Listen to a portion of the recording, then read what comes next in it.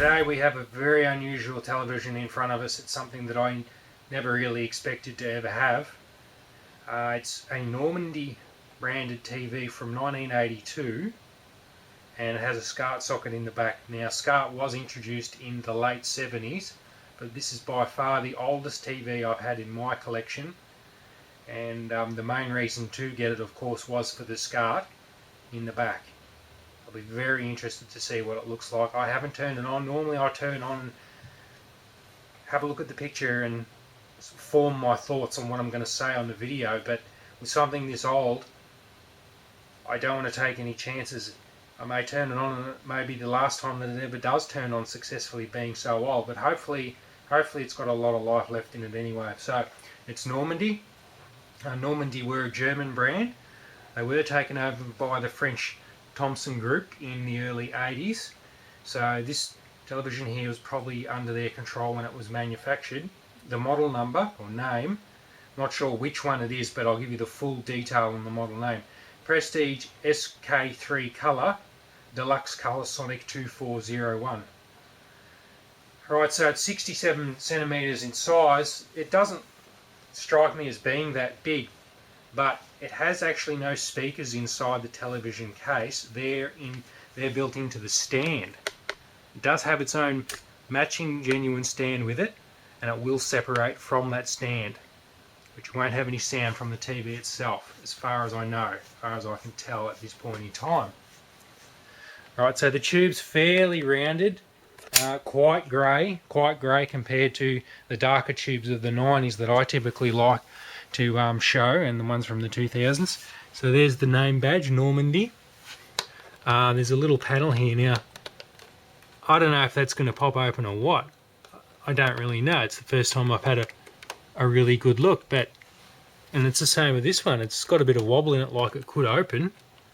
There's your power switch, probably the infrared receiver for the remote control. I don't know how long wireless remote controls are around for CRTs, but this could be an early one.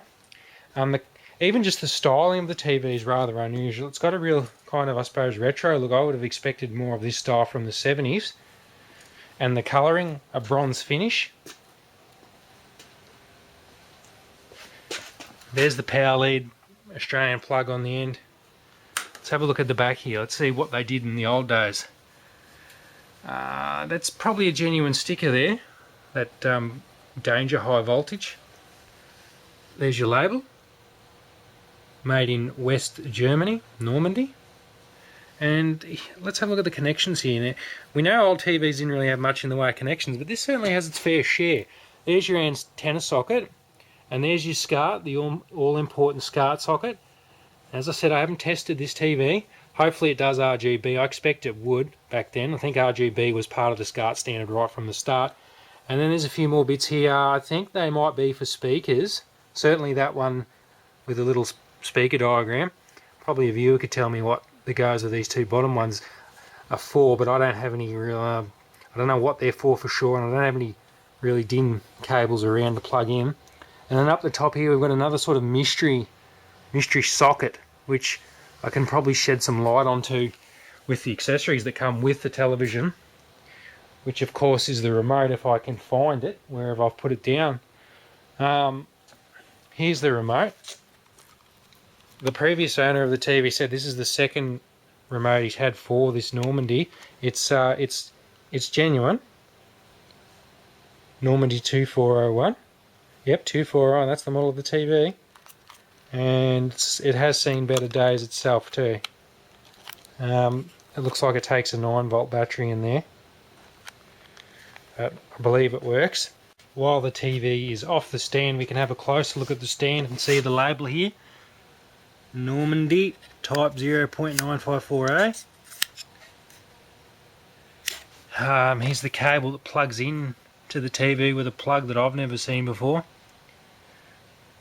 Plug type, 2 pins, and I believe the speakers are in the stand here. Yeah, behind that grill, no doubt. So there it is, there's the stand, pretty small little thing. With the back off, we can finally see what's inside this thing, what brand of tube we've got. The brand is Video Color. Video Color were an Italian tube manufacturer, and then were taken over by the French Thomson group, and then I think in more recent times an Indian group took over again, and they don't produce CRTs as far as I know anymore. It's just a bygone memory now. The inside is fairly dusty down in the bottom there, and got some spider webs going on. Quite tidy up there on that board. I don't think there's any speakers here inside the TV, unless there's a couple down the front, but they're going to be pretty tiny, so you know, I haven't even turned it on yet, so I don't know what's going to happen. I don't know where the sound's going to come out exactly, but probably out of the stand like I mentioned before.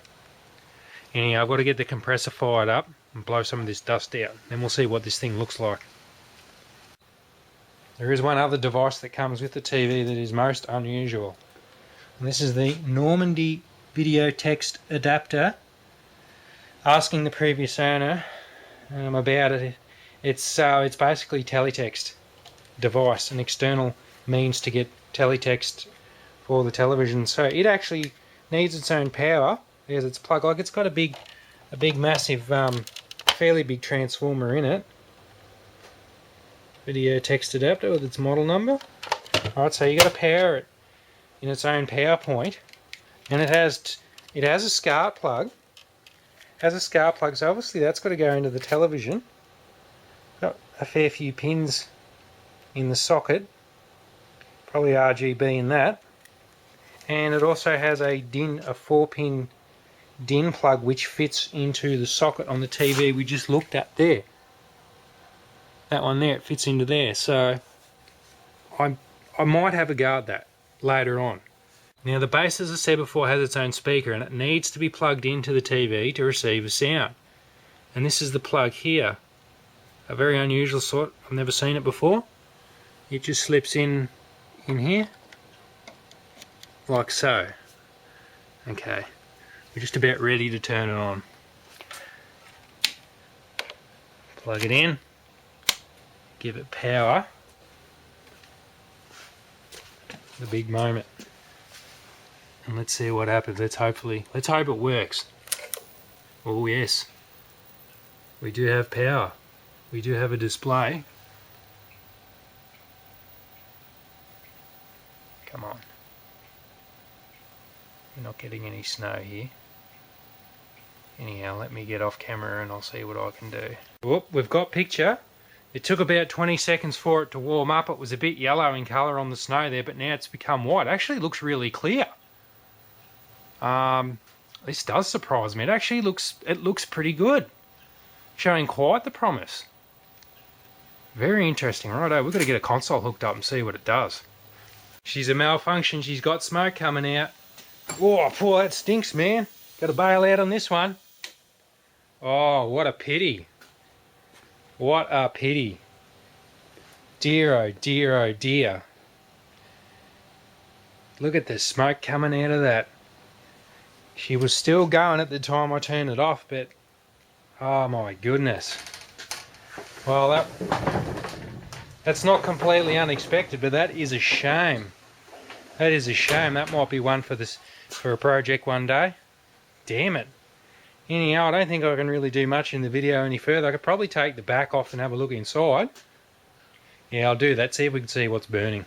I can't tell from looking in. I thought it might have been a big cap or something that's fried. The smoke's cleared up, and I tell you, there was plenty of it coming out, and it did sound like an egg frying on a fry pan when it went. Anyhow, that's going to be it for now. That's going to be it for this video. Hopefully, hopefully one day I can get this thing fixed, because I'm really interested to see what it looks like. It showed great promise then. That snow looked really clear, but unfortunately, I'm not going to turn it on again now with what's happened. Anyhow, thanks for watching. That was a different outcome. See you next time.